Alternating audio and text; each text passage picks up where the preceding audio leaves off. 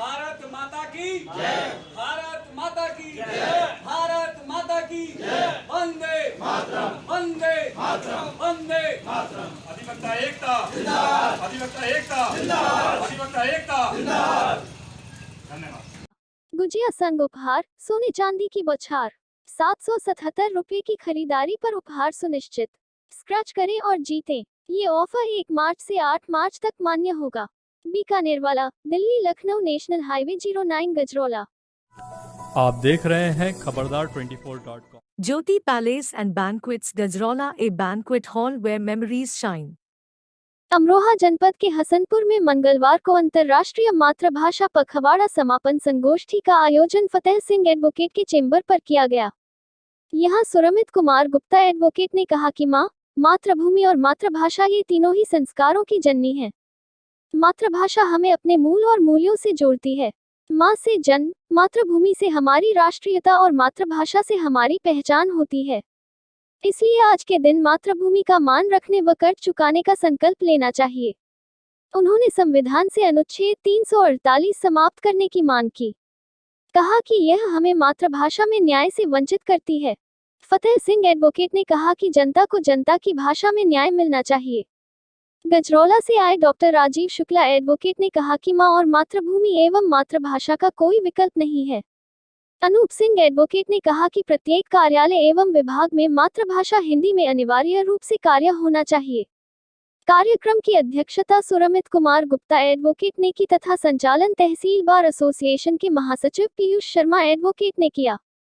बार के वरिष्ठ उपाध्यक्ष दिनेश प्रजापति, महासचिव पीयूष शर्मा, कनिष्ठ उपाध्यक्ष नंदराम सिंह सागर, उप सचिव पुस्तकालय संजीव कुमार, कनिष्ठ सदस्य संदीप कुमार व संजय चौहान, अमरपाल सिंह मीनू भाई, केशव प्रजापति, अरुण कुमार अग्रवाल, पूर्व महासचिव चंद्रसेन एडवोकेट, अनूप सिंह, कुलदीप राणा, देशराज सिंह चौहान, पुष्पेंद्र प्रताप सिंह, रामेश्वर सिंह, कौशिक कुमार, विजेंद्र सिंह आदि अधिवक्ता मौजूद रहे। खबरदार 24.com के लिए नवनीत अग्रवाल। और मातृभाषा से हमारी पहचान होती है और माँ, मातृभूमि और मातृभाषा का कोई विकल्प नहीं हो सकता। जैसे आपकी माँ का कोई विकल्प नहीं है। माँ जीवन में एक बार मिलती है, जीवन में दोबारा नहीं मिलती, इसका कोई विकल्प नहीं है। इसी तरीके से हमने भारत माता के कोख से जन्म लिया है। इस धरती पे भारत माता की पे हमने जन्म पाया है, ये हमारे लिए बड़े सौभाग्य की बात है। उसका भी कोई विकल्प नहीं है।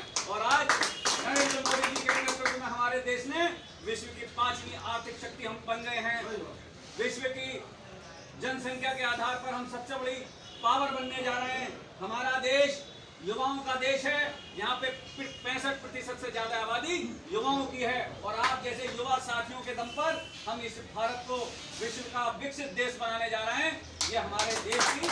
और इसी के साथ साथ जब बात आती है माँ और मातृभूमि का जब कोई विकल्प नहीं हो सकता, तो सबसे बड़े हमारे गौरव की बात है कि मातृभूमि का जब कोई विकल्प नहीं है, उसी तरह से मातृभाषा का भी कोई विकल्प नहीं है।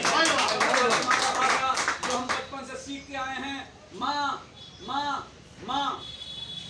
और मातृभाषा में जो अब हमारे देश में सबसे पहले जब संविधान का निर्माण हुआ, तो संविधान के अनुच्छेद 343 से 348 तक जो प्रावधान हुए, उसमें भाषाओं पे बात आई।